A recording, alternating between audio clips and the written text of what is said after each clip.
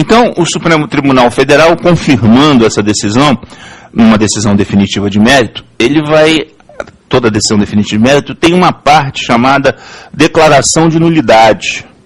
Declaração de nulidade, onde o Supremo vai disciplinar as situações jurídicas decorrentes da lei vermelha, e é claro que a partir dessa decisão do Supremo, onde ele vai dizer o que vai acontecer com as pessoas que eram regidas pela lei vermelha, a lei amarela perderá a sua vigência. Então não é uma repristinação, é um efeito repristinatório tácito, posto que durante esse lapso de tempo que vai se estabelecer entre a concessão da medida cautelar e a decisão de mérito que porventura confirmar, para evitar o vácuo legislativo, essa lei amarela anterior, ela continuará, retornará à sua vigência, eficácia, validade, etc. Mas não perpetuamente, não de forma perene. Portanto, não se trata aqui da aplicação da teoria da repristinação, tal como vimos no início desse módulo, porque a repristinação em regra é expressa, mas sim de um efeito temporário para evitar o vácuo legislativo, daí o nome efeito repristinatório tácito. Muito bem, voltando à lousa, a gente vai perceber que as decisões do Supremo Tribunal Federal, em matéria de controle abstrato, por exemplo, estamos falando aqui de ADIM, mas isso se presta às outras modalidades também, ela é uma decisão que vai produzir eficácia oponível a todos, efeito erga omnes e vinculante. Você vai se debruçar agora sobre o artigo 102, parágrafo 2º, porque eu preciso que você perceba lá que essa decisão do Supremo esses efeitos da decisão do Supremo serão os mesmos, né? Serão os mesmos. Então, não importa se você está tratando de uma decisão que julgue procedente o pedido, ou se você está tratando de uma decisão que julgue improcedente o pedido. Então, se o Supremo, numa ação direta de inconstitucionalidade, vamos prestar atenção, na ação direta de inconstitucionalidade, o pedido é no sentido de que o agente provocador pede ao Supremo que declare a lei inconstitucional. Ele julga improcedente o pedido, significa que ele declarou constitucional aquele dispositivo de lei ou aquela lei impugnada.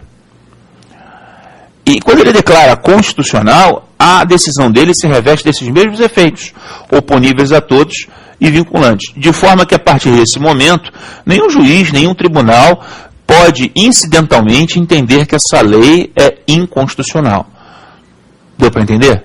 No momento que o Supremo julga improcedente o pedido numa ação direta de inconstitucionalidade, o tiro sai pela culatra, o feitiço vira contra o feiticeiro, e aquela lei que queriam fosse declarada inconstitucional, passa a ser declarada constitucional. Repare que na estrutura redacional do artigo 102, parágrafo 2º, está bem claro, qualquer que seja a decisão do Supremo de mérito, decisão definitiva de mérito, os efeitos serão vinculantes e oponíveis a todos. Isso tanto na ação direta de inconstitucionalidade, quanto na ação direta de constitucionalidade, como nós veremos a seguir. Quer dizer, então, tanto numa quanto noutra, o tiro pode sair pela culatra. O cara entra com uma ação para que o Supremo declare inconstitucional uma lei, ele julga improcedente, a lei é declarada inconstitucional. O cara entra com uma ação para que o Supremo declare inconstitucional a lei, ele julga improcedente, a lei é declarada constitucional. Você pode, no primeiro momento, não estar entendendo, mas e aí, a declarada constitucional ela já não era constitucional? Mas essa presunção relativa, ela se transforma numa presunção quase absoluta de constitucionalidade. Ninguém mais, num caso concreto, como a gente vai ver na chamada arguição incidental, vai poder entender aquela lei como inconstitucional. Porque o Supremo já entendeu que ela é constitucional quando julgou, por exemplo, improcedente pedido numa ação direta de inconstitucionalidade, onde aquela lei era objeto de análise, né, em tese. Ok? Calma, vai fazer sentido. Se não está fazendo sentido, vai fazer sentido. Só respira fundo, tem um pouquinho de calma, que daqui a pouco você vai entendendo isso melhor. Tá? Uma questão interessante, né, sobre a eficácia da decisão definitiva é se essa decisão definitiva faz coisa julgada ou não faz coisa julgada. Quer dizer, se cabe a ação rescisória de uma decisão definitiva do Supremo numa ação direta de inconstitucionalidade. Me parece que o Supremo Tribunal Federal, e eu defendo isso na página 729, 730, 31 do livro, me parece que o Supremo Tribunal Federal, essas páginas são da 22ª edição, tá? Só para deixar claro. Lá é o item 2.9 do capítulo sobre a DIN. Lá no finalzinho do livro já. Essa natureza do Supremo Tribunal Federal é de funcionar como legislador negativo atípico. Então ele não está julgando. Ele está legislando. Claro que você vai encontrar processualistas, como meu amigo Alexandre Freitas Câmara, que entende que a decisão em ADIM faz coisa julgada, portanto cabe ação rescisória, porque ele é um processualista civil e é natural que ele veja o mundo pelas lentes do processo civil. Só que aqui, esse processo não é um processo judicial típico. Eu estou muito bem acompanhado nos argumentos que eu trago, e vocês vão ter a oportunidade de ver aqui quem eu cito, que corrobora a ideia de que o Supremo legisla ou pode legislar. Ou pode até além da legislação, né? Houve uma época áurea da Corte Suprema norte-americana da afirmação dos direitos civis das pessoas negras e pardas, onde a Corte Suprema ela foi além, ela legislou, ela obrigou determinadas posturas das autoridades públicas em relação aos direitos civis dos negros e pardos nos Estados Unidos. Então, muitas vezes, a gente tem acompanhado isso aqui no Brasil, o Supremo Tribunal Federal extrapola, ele efetivamente vai até o problema e resolve. Esse caso das células-tronco é emblemático, da Raposa do Sol é outro caso emblemático. Agora, o Supremo deve julgar a antecipação de parto em feto anencéfalo, é outro caso emblemático, onde o Supremo praticamente legisla. E as súmulas vinculantes atestam o que eu estou falando. Através das súmulas vinculantes, o Supremo, mais do que legisla, estabelece a interpretação da lei num caso concreto, com efeitos, como o nome diz, vinculantes. Então, a ideia do Supremo Tribunal Federal, só para um parênteses, a gente estudou as súmulas vinculantes no módulo pertinente ao Poder Judiciário, nós dissecamos o mecanismo das súmulas vinculantes, a lei que rege o dispositivo da Constituição pertinente, lá no Poder Judiciário. Por isso eu não vou falar novamente sobre súmulas vinculantes nesse módulo pertinente ao controle de constitucionalidade. Então você tem na verdade, a seguinte concepção. Vamos lá para a lousa. O Supremo Tribunal Federal, quase sempre, quando julga procedente pedido no ADIM, funciona como legislador atípico negativo. Então ele está legislando e julgando ao mesmo tempo, há um caráter híbrido desse processo e, consequentemente, dessa decisão do Supremo Tribunal Federal. Ele funciona como legislador atípico negativo. Há que se perceber que existem situações onde isso não ocorre, como eu já adiantei. Quando, por exemplo, o Supremo analisa a questão e declara inconstitucional a lei sem redução de texto ou uma interpretação conforme. Nesse caso, pode ser que ele funcione ou não como legislador atípico negativo, mas eu não vou encher a tua cabecinha com esses detalhes, porque isso, para esse nível de prova que você vai fazer, é absolutamente desnecessário.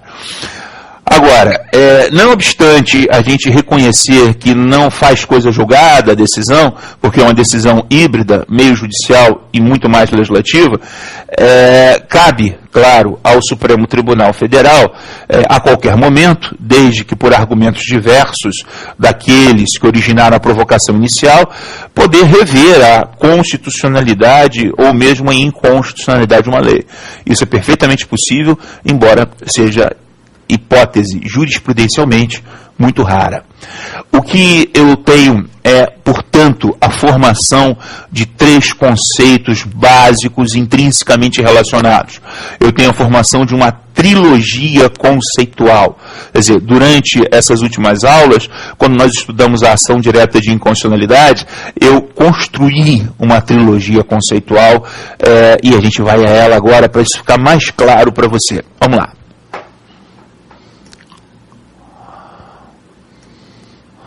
Toda vez que eu estiver me orientando, navegando no sistema de jurisdição concentrado, reservada de controle de constitucionalidade, o modo de navegar nesses mares é através da arguição principal direta.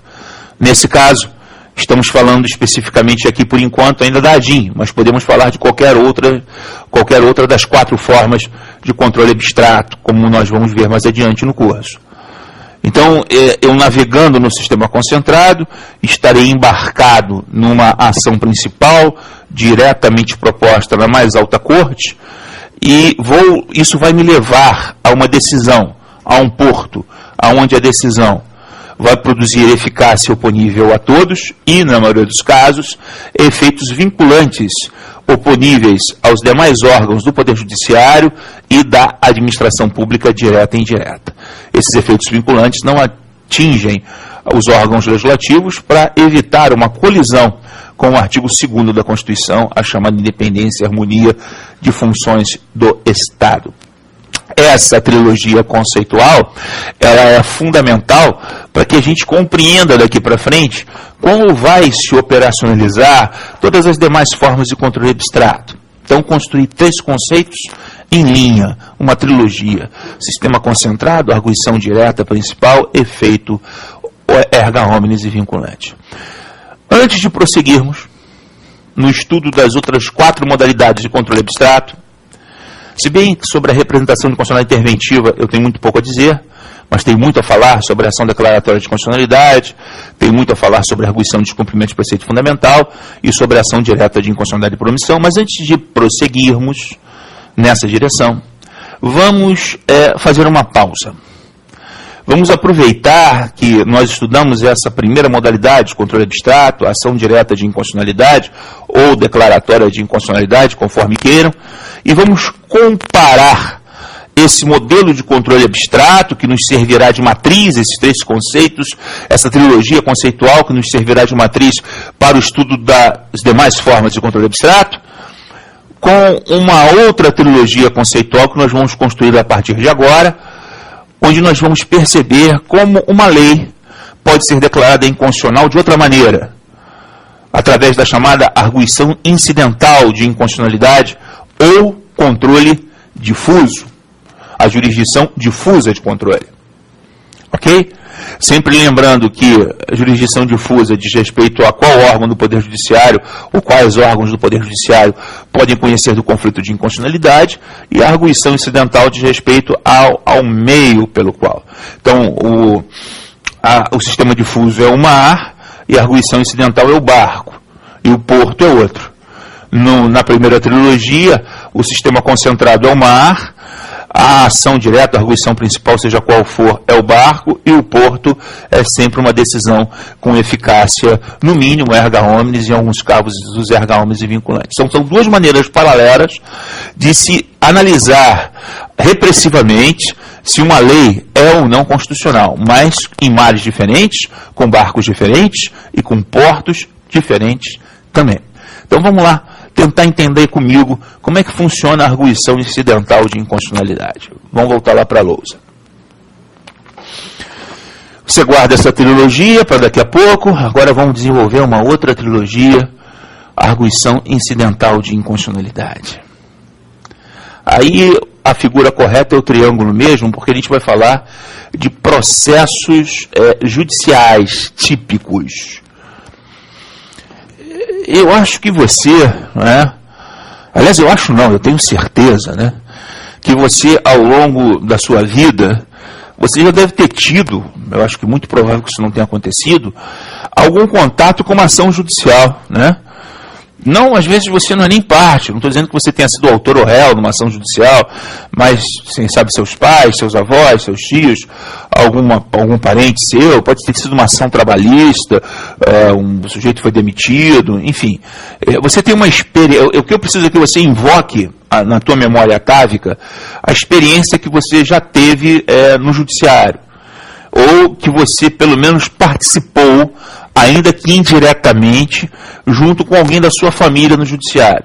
Essa invocação dessa memória atávica vai ser fundamental para você entender as próximas aulas, onde nós vamos trabalhar essa arguição incidental de inconstitucionalidade, esse outro mecanismo onde é possível se declarar ou se avaliar se uma lei é ou não inconstitucional. Ok? Então, vai pensando aí sobre isso, vai tentando lembrar de algum momento em que você tenha tido alguma participação no Poder Judiciário, talvez até com sorte, você já teve a oportunidade de sentar numa vara, não sei, eu, por exemplo, sentei em várias, né? Você pode ter sentado numa vara civil, numa vara criminal, numa vara de fazenda pública, tem vara para todo tamanho e todo gosto, e aí, de repente, você lembra daquela primeira experiência, quando você pela primeira vez sentou na vara, e a primeira sentada a gente nunca esquece. A gente volta na próxima aula.